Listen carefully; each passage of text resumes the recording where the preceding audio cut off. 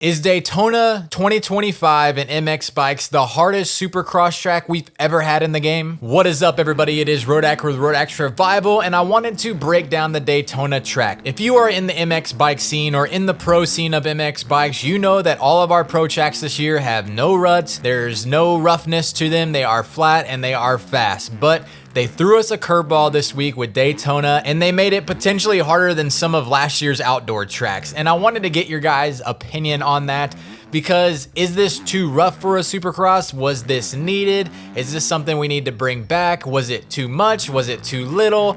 I want to answer all those questions and as we do some laps around on the track here, but just look at some of these ruts. And I want to try to talk to you guys a little bit about the pros and the cons of this track, because like I said, there are a ton of ruts on here, but I do think it plays a good thing in some areas, and I think it plays into a little bit of a negative with the game's physics and everything as well. But like I said, just look at some of these ruts. This is no E-road, by the way. This is how the track came pre-made.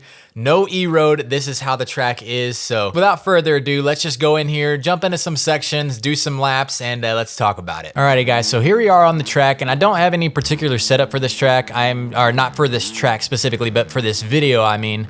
And I'm just gonna kind of talk about my pros and cons towards this track of what I think was good, what I think is not good, yada, yada, yada. And nothing's in any particular order. It's just me riding around the track, me showing different sections of the track, showing different lines that you could take, showing how you could get cross-threaded going up the face of a jump, showing how you could get cross-threaded in the sand, and all those good things. So I'll start off by saying, am I fully against this? No, I am not. Am I fully for this every week?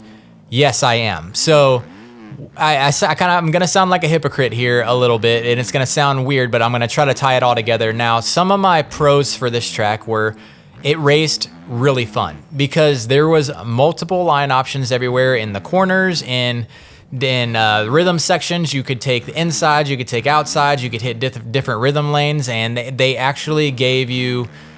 With the track being so rough and difficult, people were going to make mistakes. So even if you took a slightly slower line, you could still make it up somewhere else on the track. And so that's what made it super fun. So like there, I took the inside, and you're gonna see me like triple and then double out. But you're gonna see later on in this video, you could also take that middle rut and you could double in and then land on the table and jump off and then triple your way out. So there was just different lines all over the track.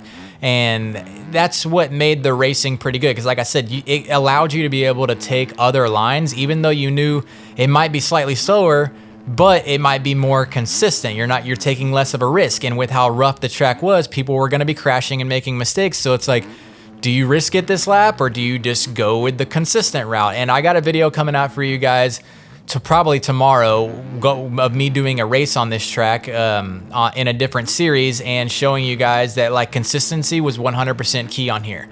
Now, one of the cons I will say is in real life, like yes, like Indy and everything like that in the whoop section, if you guys watched the pro race this past weekend in real life, that the ruts were super deep and they stayed where they were going to stay. And most of the time in corners and stuff, ruts are going to stay where they're going to stay. Now, I don't mind if we had Supercross tracks that had ruts in the corners, or even some of them up the jump faces and whatnot. But they made it really rough like an outdoors track, and I don't think that was too viable with how this game's physics works.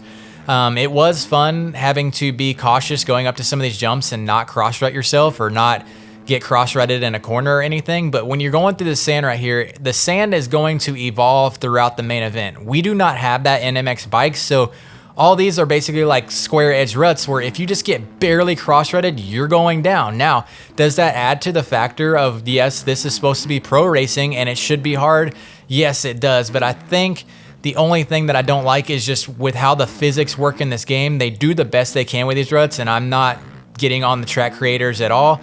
And they're making it the best that they can for us, but I just feel like sometimes the bike doesn't work. Like it'll hook into a rut sometimes, another time you feel like you hit the same spot and it'll throw you to a 720 off the side of the track, and you're like, why didn't it do that last lap, but it did it this lap, and I basically hit the same spot. It's very hard. Should the tracks be hard? Yes, they should. Now, this is where I said I'm going to sound like a hypocrite, because at the beginning of the year, I know my vote doesn't count. I've never qualified for a pro race. I just started this year for the first time ever in January. So I've never qualified for a pro race. I have been close, but when they did the vote on the Discord of should we have ruts, should we have not have ruts, I voted not having ruts. Now I went strictly based on the ARL test track that they put out and with the ruts on that track, and I just felt like those were not good. They just were not good. It didn't make the track fun. It made it less flowy. It didn't feel like you could get a flow with the ruts. I just didn't like it. So maybe that was a skill issue. I just knew a lot of other people that were a lot faster than me. They also didn't like those ruts. So going just off that one sample size that we had, I was like, if this is what the season's gonna be like, then I would prefer having no ruts. Now these ruts seem, I might not be telling the truth here because I honestly don't know. I don't know what goes into making track making, but these ruts seem different than what we had on the ARL test track. These seemed a little bit more viable and it was a lot more rough, but you could do lines like that. Like you just saw me come out of there, instead of double, I tripled out of that corner. So, and then here's that other line I was telling you, where you can come out, you can go triple on the table and triple off, but you didn't want to take that line because that 5 foot jump or that triple shot you way up into the air.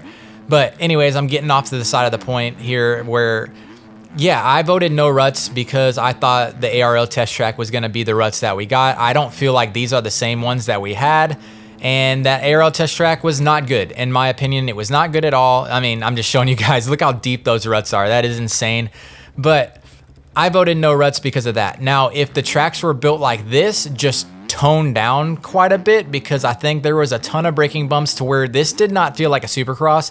This felt like 2024 outdoors with the braking bumps and everything. And just to go on that, to expand on that just a little bit more, I did not use a Supercross setup. I know a lot of people that didn't use Supercross setups. I actually used my outdoor 2024 setup to run this track. Now, it's not the same 2024 setup with the OEM change. I changed some things, but I used an outdoor setup and I was just like, we're just gonna wing it through the whoops and use the whoop technique and it's still gonna get me through, but I need an outdoor setup to make it around this track. And I felt like it was a little too rough because, like I said, there's some times where it feels like the rut doesn't catch you and you just go right off the track, and there's other times where you can catch the rut. Like you're gonna see right here, you catch it just fine, you feel like you did the same thing, you can triple coming out of this corner, which was a hard line to hit. So the pros were, it made the racing super fun because you had to stay consistent and you had to stay on your game the entire time. You could not lull off at all, because if you did, you would get cross-rutted, you were going down to 100% and you're gonna have a very frustrating race.